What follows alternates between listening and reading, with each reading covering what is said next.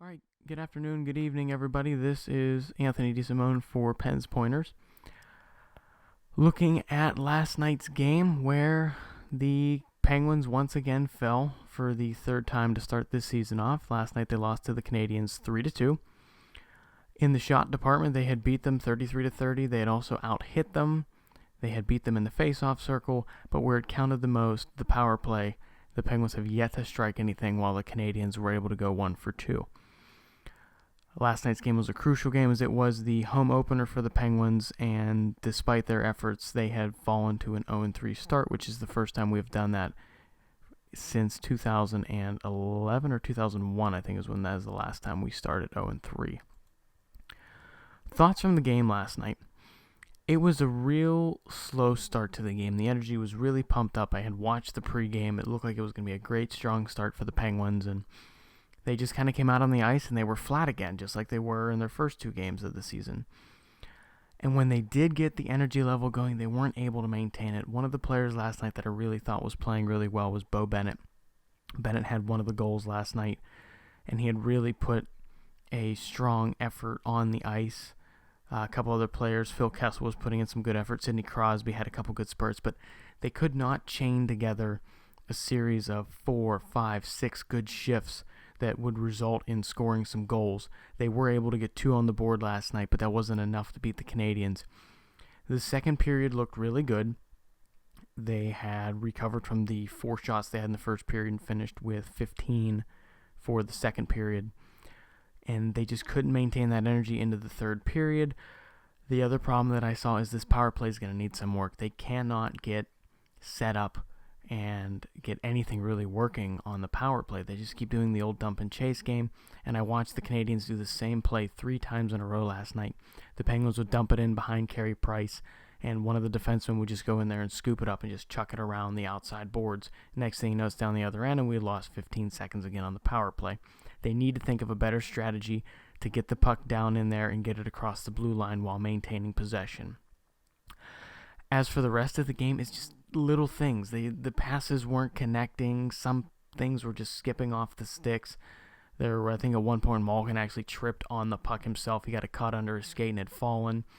Some of the defensive play in front of Fleury was a little sloppy. They need to clean that up. But that's what you have to expect from a team like the Penguins that had added all these new names, all these new faces, did a lot of changes to their lines over the course of the summer. You can't expect the team to start out really strong and to get, 6-7 wins under the belt like the Rangers are already started. I believe they're 3-0. So with that, you have to expect Penguins fans can't get frustrated at the fact that we're 0-3 already. They have to expect that these first 10 to 15 games are going to be a real rough stint. And it's really going to test the Penguins, and it's really going to see, what do we have, what chemistry can we start seeing develop. And I'm honestly not worried, and it's not a bad thing if, let's per se, the Penguins go 3-6-1 in their first 10. What I'm more concerned about is seeing, are we going to see that chemistry between Crosby and Kessel develop? Is Bo Bennett going to improve his playing style? Will Malkin pick up on the second line? Where's Perron going to fit in? Stuff like that. If we can see the chemistry start to build, even though we might be 3-6-1 at the start of the first 10 games, I wouldn't be too concerned because that's why it's an 82-game season. So with that said, speaking of the standings, as I currently said, the Rangers are 3-1 as of last night's standings prior to the conclusion of any games last night. These were pre-game stats. So the Rangers are sitting at 3-1 with 6 points. The Islanders are 1-1 and 1. The Flyers are 1-1 and 1. The Penguins find themselves down in 6th place with 0-3, but they're in good company because the Carolina Hurricanes are 0-3 as well as the Devils and the Blue Jackets. So we're really not the only team in the NHL to be having this sluggish start. I also believe out of division, I think the Toronto Maple Leafs are also struggling as well. So there's really no need for Penguin fans to get on that wagon of hitting the panic button and saying that we're having a lot of issues with the team. It's just things aren't connecting just yet, and that's what you kind of have to expect with a team that's been revamped like the Penguins have over this past season. As for the next game, it's going to be Thursday night in Pittsburgh. It's a home game. They'll be facing off against the Ottawa Senators, who are 2-1 so far, and they have 4 points in their respective division. I'm expecting the game with the Senators is always really interesting. Some nights we'll see a really offensive explosion between these two teams. Some nights it's more of a defensive and power play night where there's a lot of penalty killing, a lot of behind the boards grinding. This time I might expect to see maybe the Penguins finally break out of and start getting some connections on the ice and start seeing some goals. So I'm hoping to see a game that the Penguins maybe rack up 4, maybe even 5 goals against the Senators and hopefully get their first win of the season. But at the same time, even an overtime loss, I will take. They need to get something on the board other than a loss. I feel if we start 0-4, then it becomes the issue of, okay, at what point do we start winning a game? And then it becomes 0-5, 0-7, 0-9. And those standings are when you start to hit the panic button if we're 9 games in and don't see a win. So even if they can't pull out a decisive win against the Senators, even an overtime loss where we pick up 1 point, I think is just as important as getting a win against the Senators Thursday night.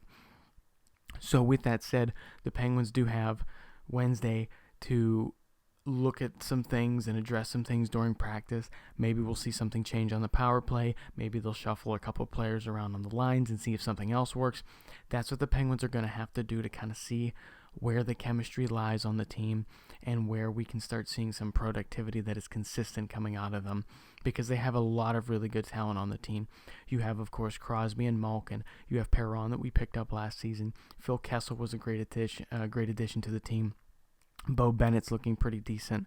Chris Letang got a goal last night against the Canadiens. He's looking pretty good to start the season off. So we have the talent. Not to mention Fleury's goaltending has been pretty decent so far. He's had a couple really good saves. So we have the talent on the team. Right now, the players and Johnson and all the other coaching staff have to work on the chemistry. We need to get these players together, and we need to get them making those passes, making those plays, knowing that a player is going to be there to receive that pass, and that's not what I'm seeing from the Penguins right now. So, yes, the Penguins are 0-3, but I'm honestly not too worried about it. I will expect them to have a rough first start to the season, but I expect them to pick it up and expect a decent season out of them. So that's it for this first edition of Pens Pointers. I hope you guys enjoyed and got some insight on the Penguins and how they've started their season out. Please feel free to like and subscribe to the videos and the channels on here, and check out some other videos and channels that I also do. I do the Gamer Gang. I have a friend of mine, Daniel Geiza, who is a Penguins and Blackhawks fan, who will be on here probably next cast that we do, and he has his own channel that he looks at WWE Raw. So if that's something that you like, give that a shot. Give that channel a shot. But as for tonight, I want to thank everybody for listening in tonight, and I look forward to seeing you guys come back and check out the next video that we put up. So thanks, and have a good evening.